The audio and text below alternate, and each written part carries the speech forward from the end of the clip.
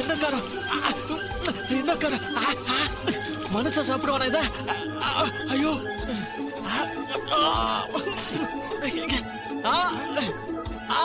ஐயோ ஐயோ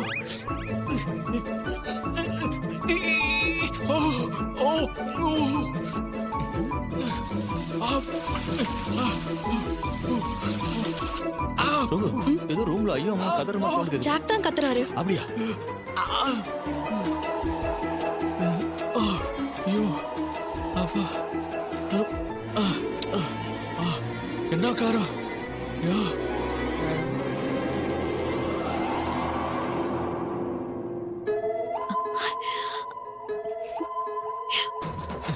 எப்பா பரிமாறதுக்கே இப்படின்னா சமைச்சானா எப்படி இருக்கும்?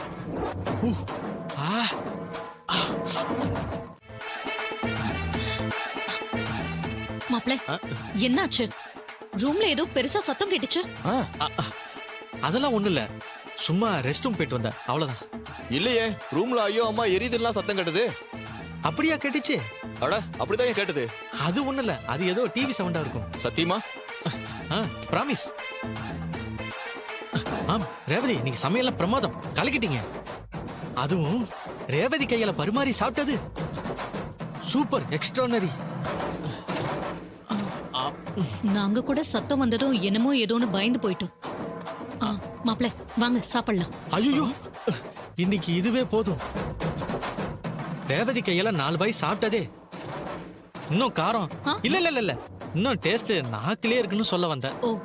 நீங்க எல்லாம் போய் சாப்பிடுங்க போங்க. சரி. நல்ல வசமா மாட்டிக்கிட்டடா பொம்பரக்கட்டு மண்டையா. ரேவதி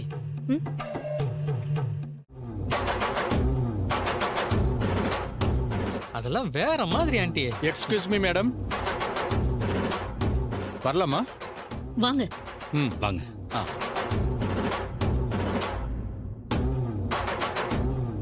வணக்கம் மேடம். வணக்கம். வணக்கம் மேடம். வாங்க உட்காருங்க.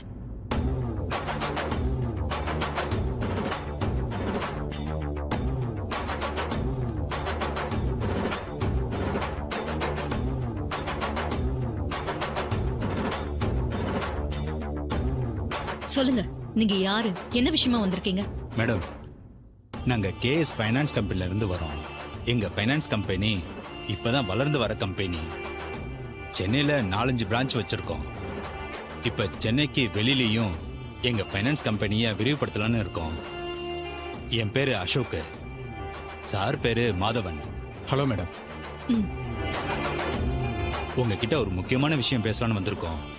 சொல்லுங்க, என்ன முக்கியமான விஷயம்? மேடம், எங்க பிரான்ச் ஒண்ணு உங்க ஊர்ல ஓபன் பண்ணலான்னு இருக்கோம்.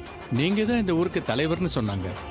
அதான் உங்களை பார்த்து பேசிட்டு போலான்னு வந்தோம். சரி, உங்க ஃபைனான்ஸ் மூலமா என்னென்ன விஷயங்கள்லாம் செய்றீங்க, அத கொஞ்சம் டீடைல்டா சொல்லுங்க. மேடம், எங்க ஃபைனான்ஸ் மூலமா நாங்க கோல்டு லோன் தரோம். அதோட கோல்ட வச்சு இன்னொரு புது ஸ்கீம் கொண்டு வந்திருக்கோம். புது ஸ்கீமா? அது என்னது? இப்ப நிறைய வீடுகள்ல மக்கள் தங்க நகையை வீட்டுல சும்மா தான் வச்சிருக்காங்க. கல்யாணம், பண்டிகை இந்த மாதிரி விசேஷ நாளுகளை தவிர மத்த நாளுங்கள நகைய பீரோல சும்மா தான் வச்சிருக்காங்க. அந்த நகைய எங்க பேங்க்ல கொண்டு வந்து வச்சா நாங்க சவரனுக்கு மாசம் 3000 ரூபாய் கொடுப்போம். இன்னைக்கு ஒரு சவரன் 1 லட்சம் ரூபாய் வரும். நாங்க கிட்டத்தட்ட 3 ரூபாய் வட்டி மாதிரி கொடுப்போம். வீட்டுல இருக்கிற நகைய எங்க ஃபைனான்ஸ் கம்பெனில வைக்கிறதுனால அவங்களுக்கும் ஒரு அமௌண்ட் கிடைக்கும். அது அவங்க குழந்தைகளோட படிப்பு செலவு, வீட்டு செலவுன்னு நிறைய விஷயங்களுக்கு பயன்படுத்தலாம். கிராமத்து ஜனங்களும் வாழ்க்கையில முன்னேறணுங்கிற ஒரு நல்ல எண்ணத்தோட இதை செய்யணும்னு நினைக்கிறோம். நீங்க அனுமதி தந்தா உங்க ஊர்லயும் ஒரு பிரான்ச்சை ஓபன் பண்ணலாம்னு இருக்கோம். இந்த ஸ்கீமை நாங்க மக்கள் கிட்ட நேரடியா போய் சொன்னா அவங்க நம்ப மாட்டாங்க. சந்தேக கண்ணோட தான் எங்களை பாப்பாங்க. நீங்க இந்த ஊர் பிரசிடென்ட், நீங்க சொன்னீங்கன்னா அவங்க கண்டிப்பா கேட்பாங்க. அவங்க நம்புறதெல்லாம் இருக்கட்டும், முதல்ல நான் உங்களை எப்படி நம்புறது? ஃபைனான்ஸ் கம்பெனி நகை வட்டின்னு சொல்றீங்க. ஃபைனான்ஸ் கம்பெனியை நம்பி நகை பண்ணோன்னு போட்டவங்க நிறைய பேர் ஏமாந்து தான் போயிருக்காங்க. உங்களை நம்பி நான் எப்படி ஊர் ஜனங்க கிட்ட சொல்றது? நீங்க கேக்குறது நல்ல கேள்வி மேடம். நீங்க கேட்கலனா கூட நாங்களே இதை பத்தி சொல்லிருப்போம் மேடம்.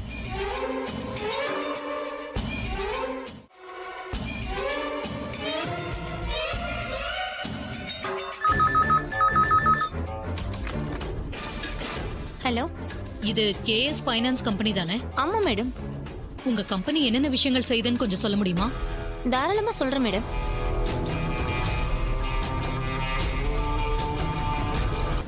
நாங்க கோல்டு லோன் தரோம். அப்புறம் புது ஸ்கீமா பொதுமக்களோட தங்க நகையை வாங்கி வச்சுக்கிட்டு சவரனுக்கு மாசம் 3000 ரூபாய் தரோம். இது பொதுமக்களுக்கு ரொம்ப உபயோகமான ஸ்கீம். நிறைய பேர் இந்த ஸ்கீம்ல ஆர்வமா சேர்ந்து பலன் அடைஞ்சிருக்காங்க. ஓகே, உங்க தகவலுக்கு ரொம்ப நன்றி. Okay madam.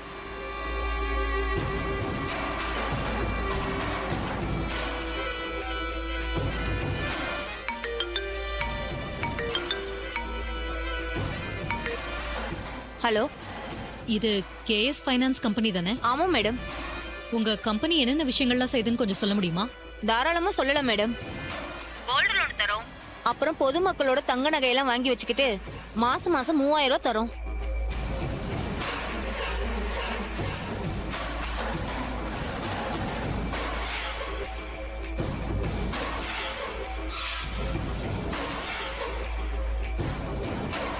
Okay, thank you.